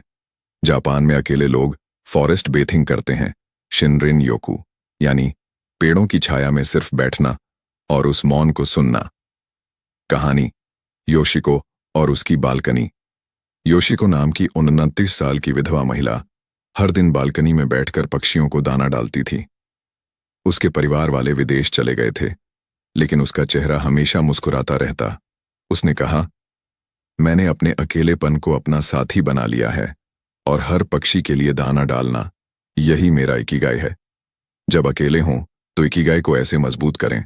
कार्य लाभ सुबह 10 मिनट ध्यान, भीतर की आवाज सुनाई देगी। हर दिन एक काम सिर्फ खुद के लिए करें। आत्म मूल्य बढ़ेगा, दूसरों की सेवा, अकेलापन दूर होगा। नई चीज सीखें, उद्देश्य जन्म लेगा। पत्र लिखें, खुद को या भगवान को, भावनाओं को सहारा मिलेगा। प्रेरणादायक विचार, अकेलापन शून्यता नहीं, वह स्वयं से जुड़ने का आमंत्रण है। जब कोई साथ न हो तब भी इकिगाई आपका साथ नहीं छोड़ता। इकिगाई वो दिया है जो अकेलेपन के अंधेरे को चीर देता है। इस भाग का सारांश, अकेलापन जिंदगी का अंत नहीं, इकिगाई की शुरुआत बन सकता है। जापानी दर्शन हमें सिखाता है कि कैसे एकांत से जुड़कर उद्देश्य पाया जा सकता है। लिखना, ध्यान, सेवा और प्रकृति से जुड़ाव अकेले समय को अर्थपूर्ण बना सकते हैं। अकेले होने का मतलब अर्थहीन नहीं, बल्कि अंदर से जुड़ा हुआ हो सकता है। भाग 17, इकिगाई और पैसा। क्या पैसा इकिगाई है या इकिगाई से पैसा आता है? बैकग्राउंड, सोच में डूबे एक युवक की हल्की धड़कन, दूर से आती घंटी की आवाज। आज की दुनिया में पैसा एक जरूरत है, लेकिन क्या वो उद्देश्य हो सकता है? कई लोग मानते हैं पहले पैसा कमाओ फिर इकिगाई ढूंढना, या जो काम पैसे नहीं लाता वो टाइम वेस्ट है। लेकिन जापानी विचारधारा कहती है पैसा इकिगाई का फल हो सकता है, लेकिन वो जड़ नहीं होना चाहिए। इकिगाई के 4 स्तंभ में पैसा कहाँ आता है? इकिगाई का 4 वृत्तीय ढांचा याद है? 1, तुम क्या करना पसंद करते हो? पैशन। 2, तुम किस चीज में अच्छे हो? प्रोफेशन। 3, दुनिया को किस चीज की जरूरत है? मिशन। 4, किसके लिए लोग पैसे देंगे? वोकेशन। ध्यान दें, पैसा चौथे और आखिरी भाग में आता है। यानी पैसा जरूरी है, लेकिन इकिगाई का आखिरी पड़ाव है, शुरुआत नहीं। सवाल उठता है, क्या हर इकिगाई कमाई का जरिया बन सकता है? उत्तर है हाँ, लेकिन हर इकिगाई को प्रोफेशन बनाना जरूरी नहीं होता। उदाहरण, एक बुजुर्ग का इकिगाई है रोज बागवानी करना, वो इससे पैसे नहीं कमाता।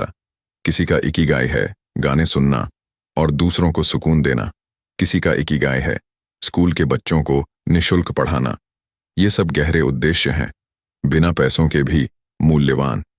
लेकिन कई बार इकिगाई से कमाई भी होती है अगर आप जो करना पसंद करते हैं उसमें माहिर हो जाते हैं और दूसरों को उससे लाभ होता है, तो धीरे धीरे लोग पैसे देने लगते हैं। उदाहरण, एक चित्रकार जो भावनात्मक चित्र बनाता है, एक शिक्षक जो बच्चों को प्यार से पढ़ाता है, एक लेखक जो किताबों से लोगों की सोच बदलता है। जब आप दिल से देते हैं तो लोग दिल से देने लगते हैं, पैसा भी। सच्ची कहानी, मियो और उसकी मिट्टी की मूर्तियां। मियो एक 55 वर्षीय जापानी महिला थी। उसका इकिगाई था मिट्टी से छोटे छोटे देवी देवताओं की मूर्तियां बनाना। वो इसे बस एक शौक मानती थी। लेकिन एक दिन किसी ने कहा, ये मूर्तियां मुझे सुकून देती हैं। धीरे धीरे मियो ने अपनी कला से लोगों को खुशी देना शुरू किया और वही इकिगाई उसकी छोटी आय का स्रोत बन गया। क्या करें अगर आप पैसा और इकिगाई को जोड़ना चाहें? चरण कार्य। 1, अपनी रुचि और हुनर की लिस्ट बनाओ। 2, देखें कि कौन सा काम दूसरों की मदद करता है। 3, एक छोटा प्रयोग करें, जैसे इंस्टाग्राम पेज, फ्री क्लास। 4, प्रतिक्रिया लें, क्या लोग इसकी कद्र करते हैं। 5, धीरे धीरे इसे सेवा से आय में बदलें। याद रखें, पैसा धीरे आता है, अर्थ पहले आता है। इकिगाई और पैसा, संतुलन का सूत्र। काम ऐसा करो जो तुम करना चाहते हो, उसमें अच्छे बनो, लोगों की मदद करो और फिर देखो पैसा खुद चलकर आता है। लेकिन अगर आप सिर्फ पैसा ही चाहेंगे तो ना उद्देश्य मिलेगा, ना आत्मा का सुकून। प्रेरणादायक विचार, पैसा जरूरी है, लेकिन वह जीवन का मतलब नहीं है। इकिगाई वो काम है जो आप फ्री में भी कर सको, और अगर पैसा मिलने लगे तो वो बोनस है। उद्देश्य को करो, पैसा पीछे आएगा। पैसे को पकड़ा, उद्देश्य छूट जाएगा। इस भाग का सारांश, इकिगाई का संबंध पैसे से है, लेकिन वह उसका मूल नहीं है। कई बार इकिगाई सेवा हो सकता है जो आय नहीं लाता। अगर उद्देश्य से किया गया कार्य मूल्यवान हो तो पैसा भी जुड़ सकता है। संतुलन वही है जहां उद्देश्य भी जिए और जरूरतें भी पूरी हों। भाग 18, इकिगाई खोजने की प्रक्रिया। एक व्यावहारिक गाइड। बैकग्राउंड, कलम से डायरी में कुछ लिखने की आवाज, शांत चिंतनपूर्ण संगीत। अब तक आपने जाना इकिगाई क्या है, इसके सिद्धांत क्या हैं, जीवन के किन हिस्सों से जुड़ता है और यह कैसे जीवन को अर्थ देता है।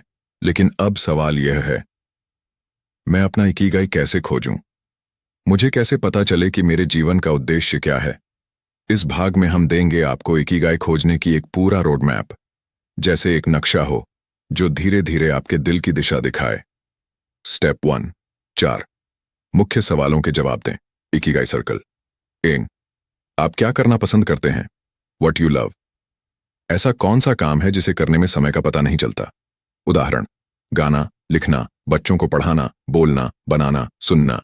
अपनी टॉप 5 पसंदीदा चीजें एक पन्ने पर लिखें। 2, आप किस चीज में अच्छे हैं? What you're good at. ऐसा कौन सा कौशल है जिसमें लोग आपको सराहते हैं? उदाहरण, समझाना, सहानुभूति रखना, डिजाइन बनाना, हंसाना। 5 ऐसी योग्यताएं या स्किल्स लिखें जिनमें आप बेहतर हैं। 3, दुनिया को किस चीज की जरूरत है? What the world needs. आपके आसपास की दुनिया में लोग किन चीजों के लिए संघर्ष कर रहे हैं? उदाहरण, शिक्षा, स्वास्थ्य, मार्गदर्शन, मनोरंजन, सुरक्षा। सोचिए कि आप किस समस्या का हल बन सकते हैं। 4, आपको किस काम के पैसे मिल सकते हैं? What you can be paid for. ऐसा कौन सा कार्य है जिसमें समाज आपको पैसे देने को तैयार है? उदाहरण, coaching, design, tutor, motivational speaker, service provider. Top 3 कार्य जिनसे आप आय कमा सकते हैं। अब इन चारों सूचियों को देखें। जहां ये चारों मिलते हैं वहीं है आपका इकिगाई। स्टेप 2, इकिगाई डायरी बनाइए। रोज लिखिए। 1, आज क्या अच्छा लगा। 2, कब खुद को सबसे ज्यादा जिंदा महसूस किया। 3, कौन सा काम दिल से किया। 4, क्या आज किसी की मदद की। 21 दिन बाद आपको एक पैटर्न दिखेगा और वही आपके इकिगाई की दिशा होगी। स्टेप 3, प्रयोग करें। Micro Ikigai. हर बड़ा इकिगाई छोटे छोटे प्रयोगों से बनता है। कोई वॉलंटियर काम करें, 1 घंटे कोई नया कोर्स कुछ बनाकर फ्री में दें, सोशल मीडिया पर एक छोटा पेज शुरू करें। इसे कहते हैं माइक्रो इकिगाई टेस्टिंग। फायदा, बिना रिस्क के आप यह समझ सकते हैं कि कौन सा काम आपके दिल और दुनिया दोनों से जुड़ता है। स्टेप 4, प्रतिक्रिया लें और दोहराएं। क्या आपको आनंद आया? क्या लोगों को उससे फायदा हुआ? क्या आप इसे लंबे समय तक करना चाहेंगे? अगर तीनों जवाब हाँ हैं, तो आपने इकिगाई को छू लिया है। कहानी, अनीश और उसका पर्पस मैप। अनीश एक युवा था, उलझन में था। पेंटिंग पसंद थी लेकिन आय नहीं हो रही थी। कोडिंग जानता था लेकिन मन नहीं लगता था। फिर उसने चारों इकिगाई प्रश्नों का उत्तर लिखा और पाया कि वह बच्चों को क्रिएटिव तरीके से कोडिंग सिखाना चाहता है। अब वह एक एड टेक स्टार्टअप चला रहा है, जहां बच्चे कला प्लस टेक्नोलॉजी एक साथ सीखते हैं। प्रेरणादायक विचार, इकिगाई को बाहर मत ढूंढो, वो तुम्हारे भीतर है, बस उसे पहचानना है। कभी कभी तुम जो सबसे आसानी से करते हो वही तुम्हारा सबसे बड़ा उद्देश्य होता है। इकिगाई वो है जो तुम्हारे दिन को रोशनी से भर दे और दूसरों के लिए भी रास्ता बनाए। इस भाग का सारांश, इकिगाई खोजने के लिए 4 बड़े प्रश्न पूछें। रोज की डायरी आपके भीतर के संकेत दिखाएगी। छोटे प्रयोग आपको बिना डर के रास्ता दिखाएंगे। जो आनंद, सेवा और स्थायित्व दे, वही आपका सच्चा इकिगाई है। भाग 19, दुनिया के महान लोगों का इकिगाई। प्रेरक उदाहरण, बैकग्राउंड, राष्ट्रगान की धीमी धुन, प्रेरणादायक वाद्य संगीत। इकिगाई सिर्फ आम लोगों का विषय नहीं है। दुनिया के हर महान लीडर, कलाकार, वैज्ञानिक या संत का एक गहरा उद्देश्य रहा है जो उन्हें कभी रुकने नहीं देता था। आइए जानते हैं कुछ ऐसे ही 5 महान व्यक्तित्वों की कहानियां जिनका जीवन इकिगाई की मिसाल है। 1, महात्मा गांधी। अहिंसा और सत्य का इकिगाई। मेरा जीवन ही मेरा संदेश है। गांधी जी का इकिगाई था सत्य और अहिंसा के मार्ग से भारत को आजादी दिलाना। उन्होंने वकालत छोड़ी, साधारण जीवन चुना, जेल गए, लाठी खाई, उपवास किए, लेकिन इकिगाई से कभी नहीं डिगे। यही वजह थी कि एक दुबला पतला आदमी पूरे साम्राज्य को हिला गया। 2, डॉ APJ अब्दुल कलाम। युवा सपनों का ikigai. Dream is not what you see in sleep, it is the thing that doesn't let you sleep. Kalam sir का इकिगाई था भारत को विज्ञान, मिसाइल और शिक्षा के जरिए ऊंचाई पर ले जाना। उन्होंने वैज्ञानिक बनकर देश की रक्षा मजबूत की, राष्ट्रपति बनकर हर युवा को प्रेरणा दी। अंतिम समय तक कक्षा में पढ़ाते हुए स्वर्ग सिधारे, उनका इकिगाई अंतिम सांस तक उनके साथ रहा। 3. रविंद्रनाथ टैगोर, कला और मानवता का Ikigai. I slept and dreamt that life was joy. I awoke and saw that life was service. Tagore का इकिगाई था कविता, संगीत, शिक्षा और मानवता के जरिए आत्मा को जगाना। उन्होंने जन गण मन जैसे गीत लिखे शांति निकेतन विश्वविद्यालय की स्थापना की। नोबेल पुरस्कार जीतने वाले पहले एशियाई बने। उनका उद्देश्य सिर्फ शब्दों में नहीं, हर रचना में सांस लेता है। 4. जेन गुडॉल, जानवरों की सेवा का Ikigai. What you do makes a difference, and you have to decide what kind of difference you want to make. Jane Goodall का इकिगाई था चिंपैंजी और जानवरों के जीवन को समझना और उनकी रक्षा करना। 26 साल की उम्र में जंगलों में चली गईं, विज्ञान की दुनिया में क्रांति लाई, जीवन भर जानवरों के अधिकारों की वकालत की। उनका इकिगाई इंसानों से नहीं, प्रकृति और जानवरों से जुड़ा था। 5. स्वामी विवेकानंद, आत्मजागरण का इकिगाई। उठो, जागो और तब तक मत रुको जब तक लक्ष्य प्राप्त न हो जाए। स्वामी विवेकानंद का इकिगाई था भारत के युवा और आत्मा को जगाना। शिकागो में भाषण देकर विश्व को भारतीय ज्ञान से अवगत कराया। रामकृष्ण मिशन की स्थापना की, आध्यात्मिकता और कर्म को एक सूत्र में बांधा उनका उद्देश्य था मनुष्य को उसके भीतर छिपे ईश्वर से मिलवाना। इकिगाई का एक गहरा संदेश इन उदाहरणों से। इकिगाई कभी पैसे या शोहरत से शुरू नहीं होता, यह सेवा से शुरू होता है। हर महान इंसान के जीवन में एक क्षण ऐसा आया जब उसने खुद से पूछा, मैं क्यों जी रहा हूं, और उसे जवाब मिला। उनका इकिगाई केवल उनके लिए नहीं था, वह पूरी मानवता के लिए था। प्रेरणादायक विचार। महानता इकिगाई से पैदा होती है क्योंकि उद्देश्य बिना थके काम कराता है। अगर कोई मनुष्य पूरी शिद्दत से अपने इकिगाई को जिए तो वह इतिहास बदल सकता है। इस भाग का सारांश, दुनिया के कई महान लोग अपने इकिगाई के कारण ही इतने ऊंचे पहुंचे। उनका इकिगाई समाज, शिक्षा, सेवा और आत्म जागरण से जुड़ा था। उन्होंने पैसे, पद या शोहरत से पहले कर्तव्य चुना। उनके जीवन की दिशा हमें अपने इकिगाई की खोज में प्रेरित करती है। भाग 20, निष्कर्ष। अपनी जिंदगी का इकिगाई कैसे बनाएं? बैकग्राउंड, सुबह की शांति, पक्षियों की चहचहाहट, सूर्य की पहली किरण। अब तक आपने जाना इकिगाई क्या है, जापान के लोग कैसे इसे जीते हैं, आदतें, दृष्टिकोण और दर्शन। इकिगाई कैसे ढूंढा जाए और दुनिया के महान लोगों ने इसे कैसे अपनाया। अब बारी है उस अंतिम प्रश्न की, अब मैं अपने जीवन में इकिगाई को कैसे लागू करूं? इकिगाई को अपनाने के 5 चरण, द 5 स्टेप रोड मैप। चरण 1, पहचानो, खुद से जुड़ो। अगर आप खुद को नहीं जानते तो दुनिया आपका उद्देश्य तय करेगी। रोज 10 मिनट खुद से पूछो, मैं क्या करना पसंद करता हूं? किस काम से मैं दूसरों की मदद कर सकता हूं? क्या मैं जिस काम को कर रहा हूं वह मुझे भीतर से खुशी देता है? ये सवाल धीरे धीरे आपके इकिगाई को सतह पर लाएंगे। चरण 2, छोटा शुरू करो, बड़ा सोचो। इकिगाई की शुरुआत कोई भव्य योजना नहीं होती, वह होता है एक छोटा सा अर्थपूर्ण कदम। सुबह 5 मिनट ध्यान, एक पौधा लगाना, किसी को मुस्कान देना, अपनी पसंद की चीज करना। हर छोटा काम इकिगाई की नींव डालता है। चरण 3, सेवा को अपने उद्देश्य से जोड़ो। आपका इकिगाई केवल आपके लिए नहीं, किसी और के लिए भी होना चाहिए। जो काम आप करते हैं वह किसी की मदद कर रहा है या नहीं, यही सवाल इकिगाई को स्थायी बनाता है। अपने टैलेंट को दूसरों की जिंदगी बेहतर बनाने में लगाओ, फिर देखो संतोष प्लस सफलता साथ साथ चलेंगे। चरण 4, रोज इकिगाई जियो, सिर्फ सोचो नहीं। इकिगाई एक दर्शन नहीं, एक अभ्यास है।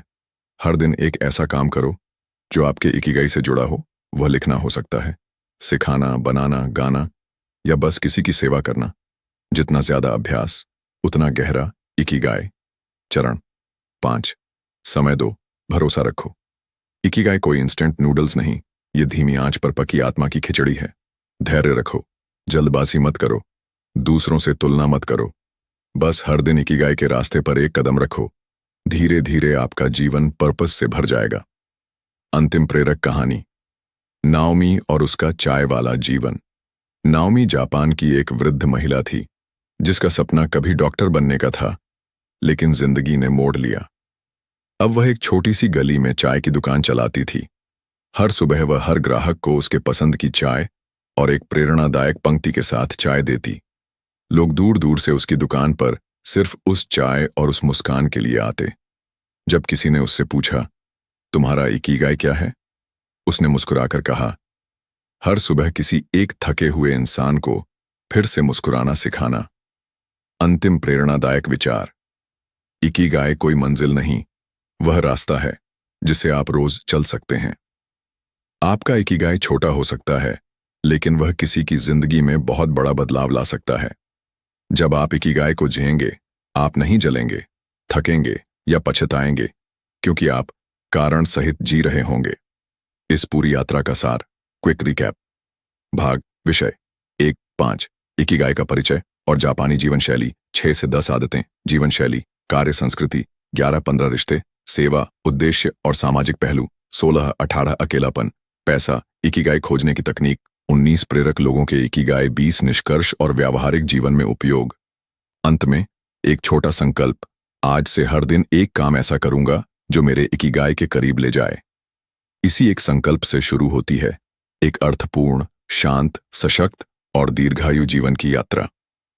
आशा करता हूं यह समरी आप सभी को पसंद आई होगी। मिलते हैं और किसी दूसरे बुक समरी में